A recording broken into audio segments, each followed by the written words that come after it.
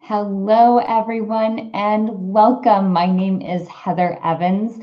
I am a self-care and empowerment coach for women, and I'm excited to be hosting this live Q&A with all of you today. It's a live Q&A coaching session. I host these once a month, typically on the last Tuesday of each month. And I'm grateful to all of you for joining me today. And if you are watching on replay, thank you for joining me there. So we will go ahead and get started. If you have questions for me as we move through this live Q&A experience, I'm going to ask you to type them into the comments box. You should see that just to the right of the window. So if you have this in full screen, you'll want to minimize it and you can type in your question there. And I believe that only works if you are watching live. So if you're watching on replay, you may or may not be able to ask a question, but we'll figure that out together. I'm still relatively new to doing these on this platform, so we're in the process of learning and growing together. So I did receive some questions. Via email. So I want to make sure that I answer those. And again, if you do have questions that come up, please feel free to type them into the chat box and I will try to get to them as we move through this Q&A coaching session this evening. So let's begin. I have these written down. I have some notes as I typically do. So this first question comes from Cami, and Cami wrote in that she recently watched my Money Matters to Self-Care YouTube video that was just posted last week.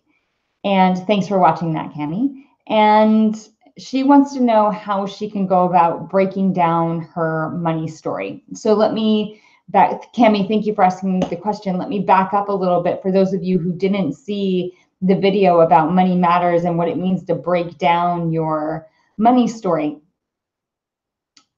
First and foremost, I believe that taking care of yourself financially is a form of self-care. And you know, money can be this scary thing. It can be this overwhelming thing. I know for me, for years, money was something that was terrifying. I actually didn't want to think about it. I didn't want to talk about it. I didn't want to look at my bank account. I didn't want to know anything about my finances. And I think that that's a shared experience that a lot of us go through at some point in our lives. And over time, I realized that, and as I've gotten older, I realized that taking care of ourselves financially is actually a form of self-care, that it is a way for us to ensure that we have the resources we need to step into self-care and not have that be a worry or a concern. And I'm not saying that you need to be out of debt for that to happen. But what I am suggesting is that it can be helpful to get a handle on what your financial picture looks like. And for more information about that, I'd encourage you to go check out that YouTube video, and I'll include a link for that in the comments once this live Q&A is over. But the piece that Cami is referring to is, you know, in the video I talk about we've got to get comfortable with our money stories. And we've got to get comfortable with our history and how our money story is informing how we approach money today. So Cami, I hope this helps a little bit. When I talk about breaking down your money story, what I mean by that is, let's look at your history and relationship with money. Let's look at your ancestry and money. Let's look at family patterns and habits that were formed around money. So were you in a situation where there was conversation around money and it was comfortable to talk around money? Were you in a situation like mine where anytime a green budget book came out, and I talk about that in the video, but my parents had this green budgeting book where if that came out, my sister and I, we'd run, because it was a little bit scary for us to have conversations around money when we were growing up. Did you learn how to balance your budget? Were you present when you opened your first bank account? What was that experience like for you? Did you feel overwhelmed? Was it nerve-wracking? What are your friends' attitudes around money? Are the people you're surrounding yourself with, and are you in a space of scarcity when it comes to money, thinking that you're never going to have enough, and no matter what amount is in your bank account, it will never be enough? Or are you approaching money from this place of abundance where you will have access to what you need to live the life that you want to? Do you exist from that place of abundance where money will come to you? And I'm not saying that we aren't working for the money, right? We're not doing things to earn money, and let's face it, we need money to operate in the culture we live in today. But I am suggesting that our money story can inform our relationship with money, and our relationship with money can have a direct impact on what's in our bank account. So when I say break down your money story, look at what was money like when you were a child. Was there enough? Look at your bank account now. How do you feel about that amount? Look at how much you're earning. How do you feel about that? How do you feel about your spending patterns and your habits? My sister and I often talk about how, because of the way we grew up, and because of things that have happened now as adults, we both suffer from buyer's remorse pretty much over anything we might spend money on. So if I go and get a cup of coffee somewhere, there's immediate buyer's remorse, and there's stuff that still needs to be excavated around that. I know that I get that remorse for a reason, and I might need to look at that a bit more. I'm working through it, by the way, and this is a process. I do the work as well. So that's what I mean by your money story. And your money story is also informed by your own personal journey. I shared in the video, when I first married my husband, I had tens of thousands of dollars of debt, not including school debt, school loans. And that really informed how I felt moving into the relationship. And it informed my experience around money as I entered into this partnership with my husband. So my journey up to that point was informing how I stepped into that space, let alone what was happening as I was growing up and money. So, and then he had his own story about money, and that informed his spending habits and how he saw what he had in his bank account, and how he saw what he was earning. So that's the other thing. We all have our money stories, and our money stories will bump up against one another, right? They'll bump up against the stories of our friends. They'll bump up against the stories of our loved ones. They'll bump up against the stories of our family members. And they'll interact in certain ways. Yeah. I have clients that I've worked with whose families have money stories of scarcity, where you're not supposed to earn that much. That's not a good thing. It's frowned upon. And as a result, with some of the clients that I've worked with, they've had to rewire that story. They've had to unwind it and go, actually, that is something I would like to earn more. I don't want to be living paycheck to paycheck. And in that rewiring, in that unpacking of the story, they can give themselves permission to access that, where they don't have to be in scarcity. They can actually be in abundance. So Cami, I hope that helps. And I would start with when you're a child, and then follow your journey. What has it looked like? Have you had to, take on debt? Do you have no debt? Do you have savings? And what is your relationship around the concept of money? Is it okay? Is it a bad thing? And how are you feeling about that? So begin to unpack and rewire that story so you can write your own story around money, and you can start to move forward financially, because again, it is an aspect of self-care. So Cami, I hope that that helped. Again, I'll post a link to that recent YouTube video in the comments once this Q&A is over. Okay, so next question comes from Cal. And Cal writes, how do I overcome some of the negative beliefs I have about myself? Growing up, I was told I was stupid and that I wouldn't be successful. That is keeping me stuck in my life, and I don't know how to move past it. Any suggestions?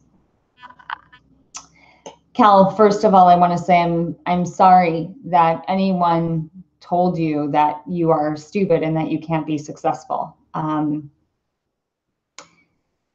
Nothing shocks me more than when I hear that people have been subjected to those ideas, especially when you're young.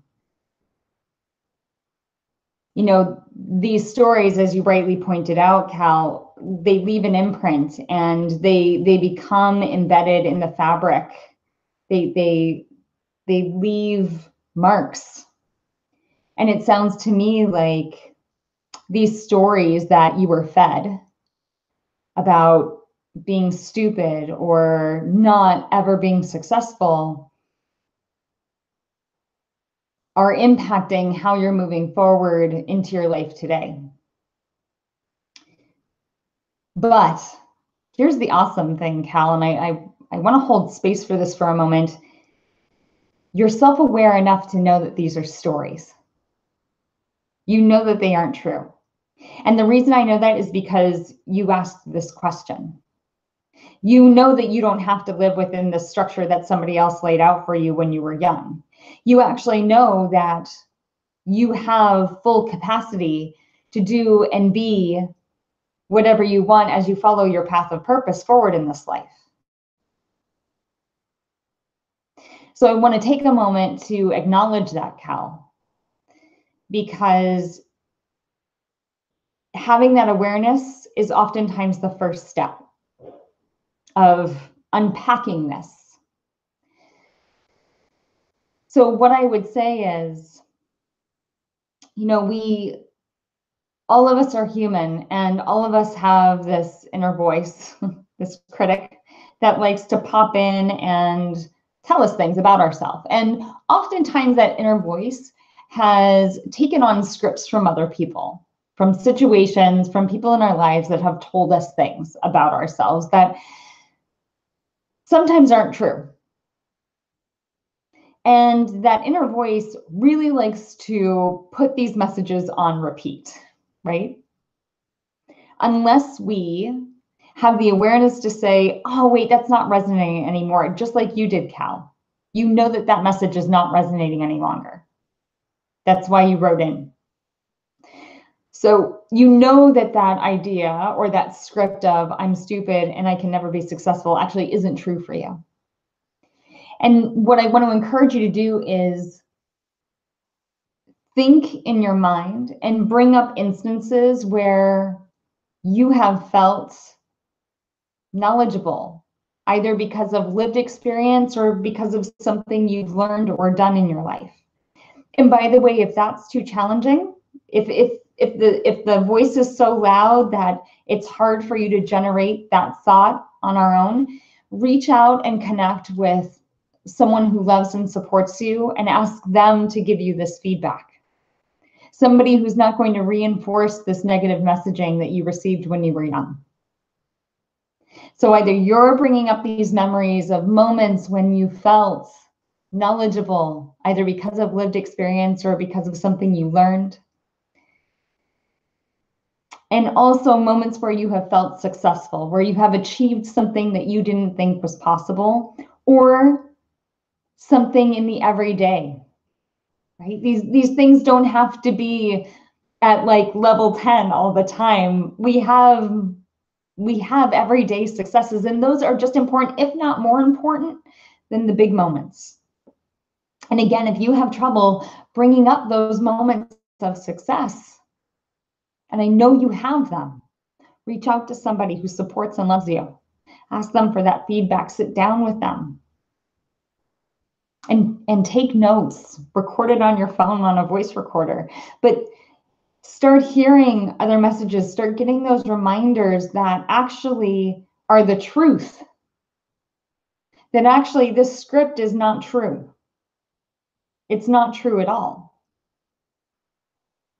That you can, anytime that voice starts to repeat these mantras, these scripts, you can go, hold on, I have proof in the other direction. And I have my journals right here. And I actually have, let me find it, 1 second. I have what I call, hang on, I'm getting there.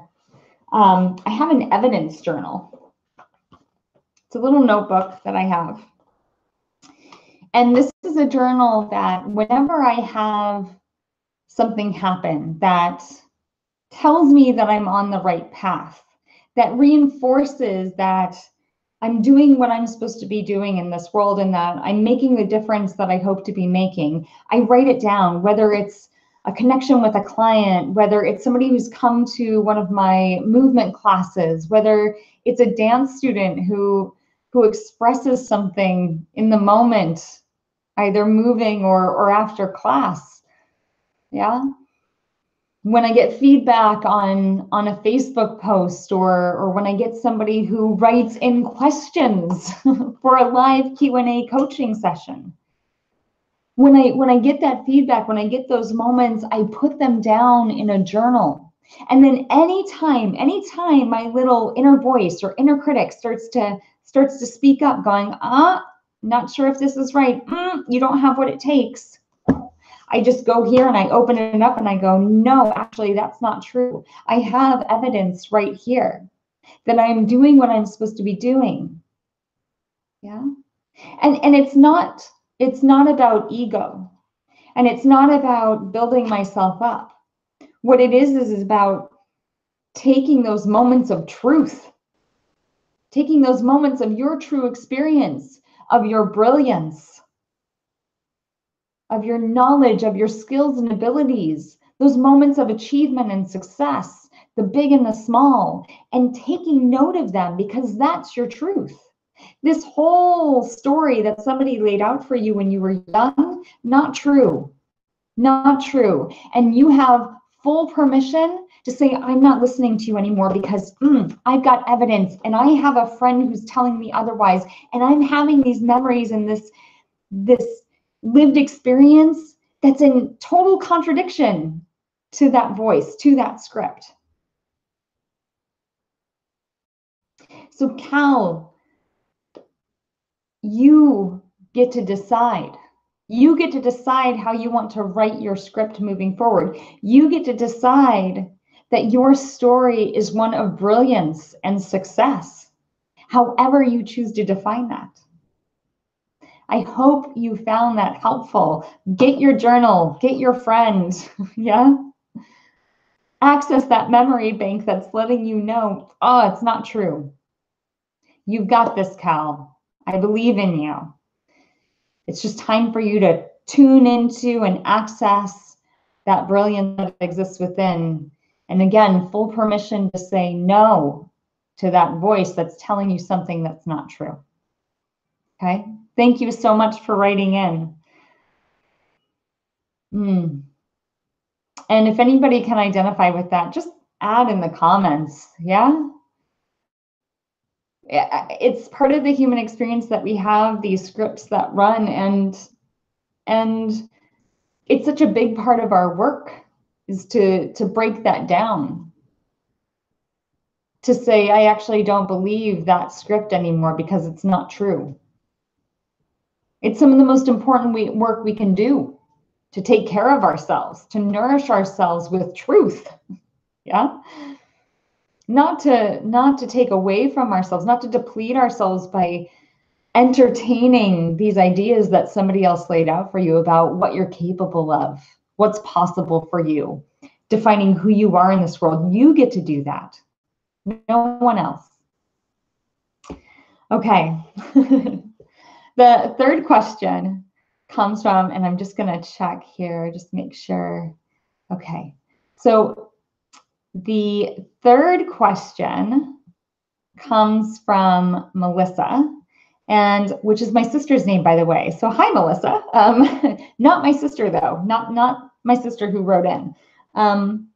Melissa writes in, I feel like my relationship is coming to an end. I am so unhappy, but I feel like I will be lost without this connection. We've been married for 3 years and things were awesome at the start, but this past year has found us not communicating, distant, and not intimate with one another. I feel like we have different visions for our lives, and I feel like this is going to fall apart soon. Any suggestions? That's a big one. That's a big one. And I don't have the specifics here, Melissa, so I'm going to do the best that I can with what you provided in your written question. Relationships are work. And one of the most important things that we can remember is that, and there's this saying, whatever grows doesn't die. And I'm not saying that this is the case for you, Melissa, but I know from personal experience, and I know from working with others that, we can come into relationships and the spark is there. There's attraction, there's heat, there's fire, there's passion, there's the desire to be together and to, spend time together, and there are shared interests. And when you first start out, really, the shared vision is, let's be together. Yeah, it's how do we forge a path together? And so there's a lot of, I find that there can be a lot of, it's us making this work in the beginning, yeah? Because we believe in us, and this passion is fueling us, this desire for one another is fueling us. What can happen over time is we stop doing the work. Yeah, we stop making the effort to grow together. And what can happen is we might grow as individuals, but we might not grow together. So I often say in relationships, there are 3 growth paths. Yeah. And more if you have children, but I'm going to keep this to the couple, specifically you and your partner. There's you as an individual, there's your partner as an individual, and then there's you as a couple. And what can happen is if we get complacent in relationship, if we stop doing the work, if we stop growing in one of these areas, the other ones will in turn be impacted. Again, we're all integrated, we're all connected.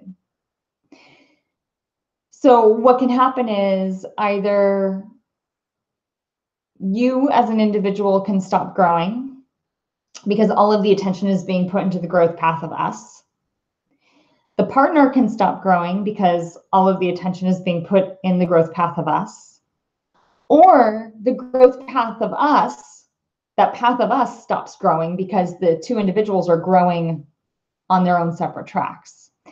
And we need to be nourishing and feeding all 3 of these paths. And that's where the work comes in. We need to nourish ourselves individually, right? The essence of self-care, the essence of self-love. Are we growing? Are we feeding ourselves with what lights us up? Are we challenging ourselves? Are we giving ourselves the rest that we need? Is our partner growing and being challenged? Are they getting the rest they need? Are they nourishing and nurturing themselves? And then are we also nourishing and paying attention and allowing the path of us to grow? And again, if any one of those starts to stop, the others can be impacted. So I'm not sure exactly what's happening here, but part of growth is communication. Yeah. If I'm on a path of growth, I need to ensure that I'm communicating with my partner about my individual growth, because that person is in relationship with me, and any growth I'm doing, anything that I'm manifesting is going to impact my partner. And maybe not in a direct way, but maybe energetically, maybe emotionally, maybe physically. Yeah. And same thing for our partner with us. If they're on a path of growth and things are shifting and changing for them, and by the way, most of us are in that process, it's going to impact us directly or indirectly. So we need to pay attention to that. And then this work on ourselves as a couple, keeping those lines of communication open. Do you know your love languages? And that's a big key of relationships. Yeah, it's something that I actually I send to my clients who are in relationship with others when we're working together. And for those of you who aren't familiar with the 5 love languages, I'll include a link to the book, and there's a free quiz that you can take online. But there are 5 love languages. There's gifts, there's acts of service, physical touch, there's quality time, and then words of affirmation. And knowing your love language and knowing your partner's love language can make a tremendous shift in how you're communicating with one another. My partner and I went through this practice where when we first dated, we were dating long distance. So anytime we would see one another, my partner was always like, had an arm around me, was holding my hand, touching my arm, touching my leg. And I did not understand this. It was kind of like, oh, could I have a little personal space? Until we understood one another's love languages, and I understood that his love language was physical touch. So for him to feel loved, for him to be seen, for him to feel heard, it was important that I held his hand, that I had an arm around him, that I had a hand on his back. Yeah? That let him know that I was seeing him, hearing him, present with him. My love language was acts of service. So anytime he would do something for me, it was like, the best thing ever. And once we understood that about one another, it was easier for us to communicate. It was easier for us to understand one another and how we were interacting. You mentioned distance. Yeah. Now, whether this is physical distance, or sometimes we might even be in the same room with our partner, and there's a distance between you. One of us needs to make the effort to step forward into that space with love, with compassion, with openness, with a willingness to explore, a willingness to grow. Yeah. So if you're feeling this distance, Melissa, is there one thing you might do this evening or tomorrow to step into that space, to close the gap of that distance just a little bit? Is there something you could say or do? Write a little love note. Say something affirming to him. Do something for him to let him know that you're still there. In relation to the shared vision, this is one of the things that impacts relationships the most, is that you might start your journey together with a shared vision, but over time, visions change. And we start to pursue our path, and our partner starts to pursue their path, and we go further and further apart with our visions. And so an invitation to you, Melissa, would be for you and your partner to pick one thing. And it doesn't have to be, where are we going to be in 10 years? That could be quite overwhelming. But what's one thing you could envision together, that you could work on together? Maybe it's fixing something in the home. Maybe it's planning a trip. Maybe it's something as simple as scheduling a date night where that's your vision, and you're gonna work to plan that together. So the big thing here, Melissa, especially since you feel like there's distance, there's a lack of intimacy, is What are small steps you can start walking to get closer to your partner?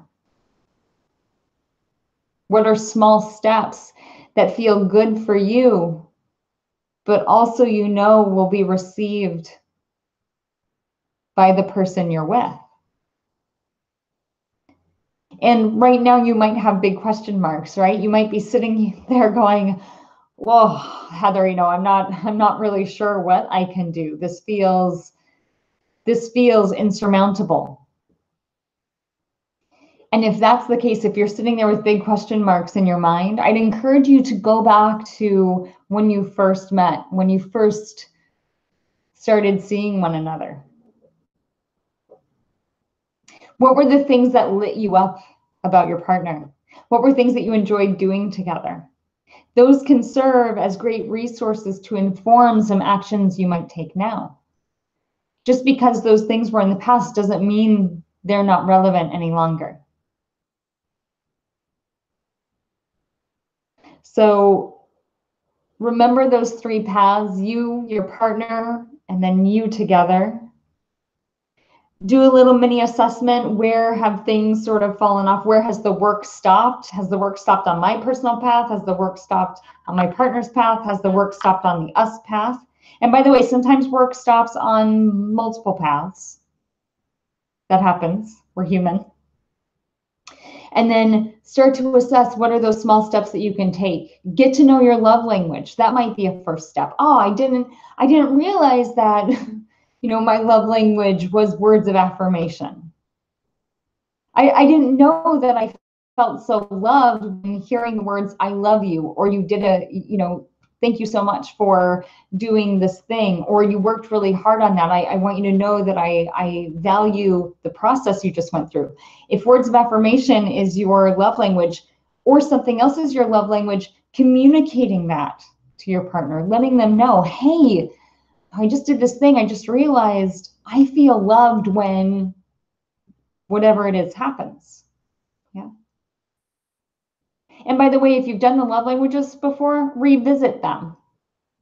They can shift, they can change over time. You've been together for 3 years, that's a while. And then again, can you return back to when you first got together? That can spur some ideas, that can spur those feelings of love and connection, to rekindle the intimacy, to rekindle the closeness. But we want to start closing that gap. Melissa, I'd love to know how things go for you. So feel free to email me. Let me know how this process goes and what it's been like for you to step forward into that space. I'm wishing you all the best. Those are the questions we had for this evening's live Q&A. If you have a question, you can always type it into the comments and I will answer it on the next live Q&A coaching session. I want to thank all of you for joining me live. I also want to thank all of you who are watching on the replay. I know some of us can't get to these live, but I hope this was helpful. Maybe something one of the individuals who wrote in, Cami, Cal, Melissa, resonated with you and something that's going on in your life. So I'll include those links that I talked about in the comments below. If you have questions, add them there. Otherwise, thank you so much for being with me this evening or whenever you're watching. Stay ignited out there, and I will see you soon. Bye.